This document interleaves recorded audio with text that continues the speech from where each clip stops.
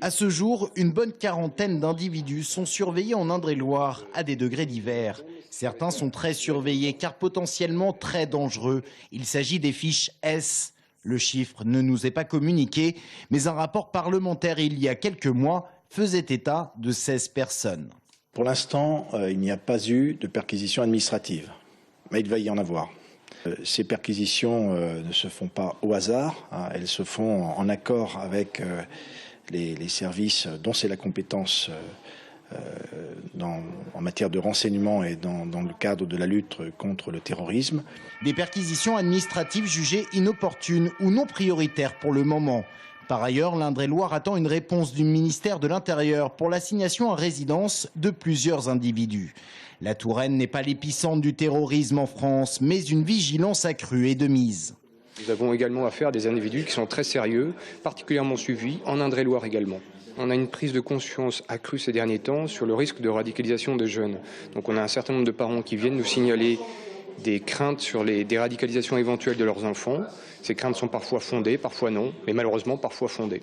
Vigilance également pour éviter les départs en Syrie. Les Tourangeaux sont concernés, certains sont actuellement sur la zone de conflit.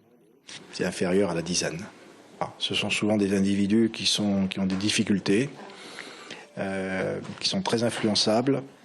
Ce sont des gens qui sont jeunes et puis qui prennent la décision de partir. Dans ce contexte général, la sécurité est renforcée dans les gares et aéroports, dans les lieux festifs, dans les centres commerciaux, mais également sur les routes. La gendarmerie a rappelé ses réservistes, 250 militaires qui s'ajoutent aux 350 agents quotidiennement sur le terrain.